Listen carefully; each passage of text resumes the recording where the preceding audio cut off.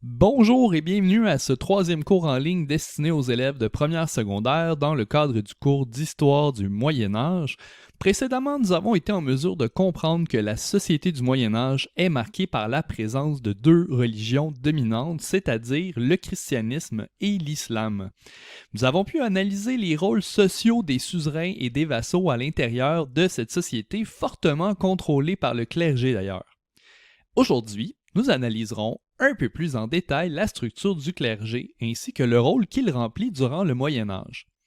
Il est important de souligner que la société du Moyen Âge est souvent regroupée en trois classes distinctes, c'est-à-dire les paysans, ceux qui travaillent la terre, ceux qui gouvernent et qui combattent, que l'on pourrait assimiler aux rois et aux grands seigneurs, c'est-à-dire les chevaliers, et enfin ceux qui prient, qui sont représentés par les membres du clergé.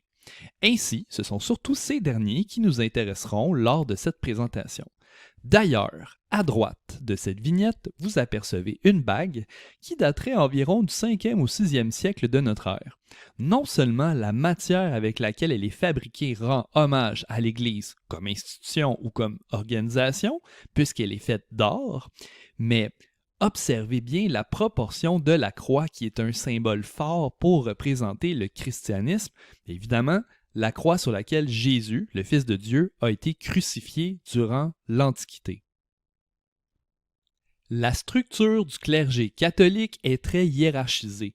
Comme nous l'avons vu précédemment, l'institution de l'Église se place souvent au-dessus du pouvoir politique, dont celui des rois, pour s'assurer d'un certain pouvoir sur ces derniers, tout en maintenant une influence sur l'ensemble des paysans et de la société médiévale. À titre d'exemple, rappelez-vous comment l'évêque Rémy intervenait dans l'iconographie du baptême du roi Clovis. Donc le pouvoir religieux débute avec le pape qui se trouve au sommet de cette organisation. Mais ce dernier est influent depuis la fin de l'Antiquité. Et rappelez-vous que la division de l'Empire romain avait provoqué une séparation entre l'Occident et l'Orient. Ça avait favorisé la nomination d'un chef de l'Église occidentale à l'ouest, c'est-à-dire avec Rome comme capitale, parce que l'Église orthodoxe d'Orient, elle, ne reconnaîtra jamais la figure politique du pape au sein de l'organisation. Il faut savoir aussi que c'est à cause du roi Charlemagne que le pouvoir du pape est devenu officiel en Occident, car il va le reconnaître. Et le choix de Rome comme capitale est souvent associé au fait qu'il était un lieu de pèlerinage en raison de la présence des tombeaux de Pierre et de Paul, donc c'est-à-dire deux des apôtres de Jésus. Puis à cet effet, nous reviendrons sur le rôle des pèlerinages durant le Moyen Âge, car c'est vraiment ce qui marque particulièrement cette période sur le plan politique, économique et religieux. L'Église catholique connaîtra de nombreuses mutations au fil des siècles. Toutefois, c'est peu rare de constater qu'au Moyen Âge, plusieurs papes peuvent gouverner en même temps sur un territoire. Par contre, ils ne sont pas tous reconnus par Rome, qui tente de conserver une certaine domination politique et spirituelle même. Une chose est certaine, c'est au pape qu'il revient le rôle de prendre des grandes décisions qui concernent la vie religieuse, et ça peut passer souvent par l'acceptation de ce qui est permis ou non par l'institution, jusqu'au fait que le pape pouvait même inciter les croyants à combattre pour des motifs religieux. Donc, au sein de la société civile, c'est-à-dire du peuple, on retrouve par contre deux types de clergé. Donc, c'est-à-dire on retrouve le clergé séculier et le clergé régulier. Le clergé séculier, lui, est celui qui côtoie les laïcs, donc c'est-à-dire les habitants qui appartiennent pas nécessairement à une communauté religieuse, mais bon, ils sont des croyants. Donc ce sont eux qui participent aux différentes cérémonies qui sont liées de près ou de loin au peuple. Donc parmi ceux-là, on retrouve les évêques. Les évêques, ce sont eux qui dirigent les diocèses, qui sont donc des territoires qui sont administrés par les évêques. Et d'ailleurs, ces territoires se subdivisent eux-mêmes en paroisses pour lesquelles des prêtres vont veiller à la construction d'églises puis même à la nomination de curés pour tenir les cérémonies. Enfin, ce sont les curés qui veillent à conserver l'ordre moral lors de cérémonies quotidiennes ou hebdomadaires. Donc, il est essentiel de se rappeler qu'il fallait adhérer à des croyances religieuses pour avoir des repères, pour savoir ce qui était moral ou non. Et c'est l'Église qui décidait de ce qui était permis ou non. ce qu'on pouvait lire, par exemple, ou ce qu'on ne pouvait pas lire. Donc, à titre d'exemple, vous apercevez à droite un manuscrit en latin qui nous rappelle l'importance des moines copistes qui consignaient, donc qui écrivaient à la main toute l'information en latin, information que, dans le fond, voulait bien véhiculer l'Église à l'époque. D'ailleurs, ces mêmes moines font partie du clergé que l'on dit régulier, et ce terme-là vient du mot règle, donc il faut suivre une règle. Les communautés fermées parmi lesquelles se retrouvaient les moines, donc les hommes ou les femmes, les moniales, sont administrées par un abbé qui s'assure de faire appliquer ce code strict à tout le monde. Donc, à titre d'exemple, de nombreuses communautés fermées avaient comme mot d'ordre de faire régner le silence. Donc, ces lieux devenaient donc propices non seulement à la prière, mais aussi au recueillement des pèlerins, donc c'est-à-dire les voyageurs qui effectuaient des pèlerinages, c'est-à-dire des expéditions ou des randonnées pour se purifier de leurs péchés, donc des randonnées dans des lieux saints. Ainsi, le clergé séculier administrait les cérémonies du quotidien. Donc, lorsqu'un couple désire se marier, il préside la cérémonie. Lorsqu'il y a un décès, il va donner l'extrême-onction au défunt pour lui permettre d'aller au paradis. Et il va faire la communion de son côté qui est essentielle car elle rappelle aussi le dernier repas du Christ avec ses disciples. Le clergé occupe une place prépondérante dans la société. Et ça, c'est pas étonnant de constater tout le prestige et le pouvoir que ça va lui donner. Il s'occupe des malades et des pauvres au sein des hôpitaux, il les soigne. Les moines enseignent aux enfants des riches, donc de la noblesse dans les grands monastères. L'éducation, par contre, n'est pas pour tous, mais c'est un privilège pour les plus riches, pour les plus fortunés. D'ailleurs, c'est grâce au travail des moines copistes qui font tout à la main que l'on peut garnir les bibliothèques du Moyen Âge par des manuscrits qui comportent évidemment des idées religieuses, et nous verrons prochainement que les croisades viendront bouleverser les idées véhiculées dans les bibliothèques de l'Église au sein du Moyen Âge central. Bien qu'il existe deux types de clergé, il existe aussi deux types de pouvoirs distincts, c'est-à-dire le pouvoir temporel, qui signifie matériel, qui est attribuable, lui, à tous les biens qui sont recueillis ou biens commandés par l'Église. Mais là, il faut se poser une question. Pourquoi l'Église était-elle aussi riche alors que sa fonction principale n'était pas vraiment le commerce? Eh bien, la réponse à ça, c'est que la richesse de l'Église au Moyen Âge était attribuable à deux choses, la dîme et le fait qu'elle détenait elle-même de grands domaines. D'ailleurs, le mot dîme vient de dixième et correspond à la contribution des croyants pour soutenir la pratique du culte chrétien. Des idées véhiculaient d'ailleurs à l'effet que ceux et celles qui versaient pas ce montant pouvaient s'attirer la malédiction de Dieu. Il va de soi que cet outil de contrôle des pensées a certainement permis au clergé de prélever de précieux montants aux fidèles. Et cela permettait de faire construire des cathédrales et de commander des œuvres d'art qui mettaient de l'avant la richesse et le prestige de l'institution. D'ailleurs, à droite, vous apercevez une toile sur bois commandée au 14e siècle qui illustre la splendeur et la grandeur des personnages fondateurs de la Bible.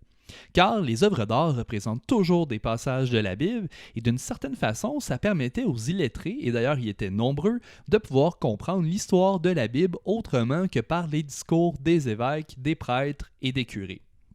Enfin, comme institution, l'Église dispose de nombreuses terres et domaines, ce qui lui permet de toucher des allocations et des redevances des propriétaires qui se trouvent alors locataires de ces terres. Mais l'Église Moyen-Âge ne vit pas toujours dans l'opulence et même se voit amputée à certains moments de son histoire de redevances de la part de gourmands seigneurs qui ne croyaient pas vraiment en sa morale. Et c'est pourquoi il est essentiel que les rois soient de fervents croyants, parce que l'Église, ça va lui permettre de conserver sa force et de demeurer active durant le Moyen Âge. Le deuxième pouvoir de l'Église est spirituel, c'est-à-dire tout ce qui touche à la morale. Bref, ce qui concerne ce qui est bien ou ce qui est mal. Et l'Église se permet d'excommunier les croyants qui ne respectent pas ces valeurs. Ainsi, l'excommunication forçait les croyants à errer pour le restant de leur existence sans trop savoir s'ils allaient accéder au paradis ou non. Du moins, le paradis vendu par l'Église, parce qu'il faut souligner que l'image de l'enfer qui est véhiculée par les religieux avait un effet vraiment important sur les gens, voire essentiel pour assurer leur bonne conduite. Donc, l'Église, elle, de son côté, va nommer hérétiques les croyants qui développent des idées qui ne sont pas dans la même direction que sa morale ou que ce qui est ordonné par le pape. Et ces personnes se voyaient exposées à l'excommunication, mais aussi au bûcher, sentence souffrante et mortelle qui fut tristement réservée, entre autres, aux femmes considérées comme des sources de vices et d'hérésie durant le Moyen Âge. Enfin, le pouvoir spirituel marque surtout le départ de milliers de pèlerins vers des lieux saints, c'est-à-dire des lieux de pèlerinage. Et ça avait pour but de pouvoir se faire pardonner de ses péchés et d'obtenir l'approbation du Christ d'une certaine façon. Ainsi, on se retrouvait dans des lieux sacrés au sein de différents territoires de l'Occident et même d'Orient, tel Jérusalem, qui sera vraiment une source de convoitise durant le Moyen Âge. Le côté sacré de ces lieux était directement lié à la place qu'ils occupaient dans la littérature sainte, dans les saintes écritures. À droite de cette vignette, vous apercevez justement une peinture sur bois de Godefroy de Bouillon, un franc, qui sera le premier roi de Jérusalem, donc c'est-à-dire lors de la première croisade du 12e siècle. Et si vous apercevez bien sa monture, vous remarquerez sans doute un symbole dominant qui démontre son appartenance morale à la religion catholique. Nous avons pu voir précédemment que par son pouvoir temporel, l'Église procède à la construction de nombreux bâtiments durant le Moyen Âge. Il y a deux styles distincts qui vont apparaître durant cette période. Le premier est le style roman qui marque particulièrement le 10e siècle et qui est surtout en continuité avec le style architectural qu'on avait pu voir durant l'Antiquité, c'est-à-dire le style de l'Empire romain, le style roman. Donc, les constructions étaient plutôt massives, donc très lourdes. À l'intérieur de ces bâtiments, on retrouvait surtout un côté très ténébreux, très sombre. Les portes et les fenêtres se reconnaissaient par l'entremise d'arcs arrondis qu'on nomme les arcs ronds. Les églises et les cathédrales romans étaient généralement de petite taille et bien qu'elles comportaient des sculptures et des ornements, ils étaient sensiblement en plus faible quantité que dans la période gothique. Ainsi, c'est en analysant les progrès architecturaux du 12e siècle que l'on peut constater la grandeur et la splendeur des constructions du Moyen Âge. Le style gothique frappe largement cette période, et bien que le style roman y soit encore présent, la prédominance gothique laisse place à des bâtiments bien plus hauts qui rendent hommage à Dieu. Donc, l'intérieur de ces bâtiments sont lumineux grâce aux vitraux qui sont réalisés par des artisans spécialisés en conception d'œuvres d'art religieux. D'ailleurs, à droite, vous apercevez un vitrail qui représente certaines scènes marquantes de la vie de Jésus, de la naissance à sa mort. Bref, les vitraux deviennent en quelque sorte des livres qui permettent de se remémorer les grands passages de l'histoire de la religion. Enfin, sur le plan technique, le style gothique favorise l'apparition d'arcs brisés, de voûtes à croisées d'ogives et même d'arcs boutants qui viennent agrémenter les ouvertures des portes et des fenêtres au sein de bâtiments grandioses.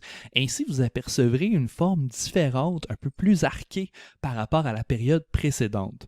Donc, c'est ce qui conclut cette troisième présentation sur le Moyen Âge. Nous avons pu comprendre la structure du clergé et de son rôle au sein de la société. Nous avons pu aussi constater que ses pouvoirs et ses fonctions au sein de la société étaient multiples. Enfin, nous avons pu démontrer que l'Église influence non seulement les artistes, mais aussi les architectes qui désirent se dépasser pour rendre hommage à Dieu. Dans la prochaine vidéo, nous aborderons le thème des croisades et nous reviendrons sur le rôle des pèlerinages au sein du Moyen Âge.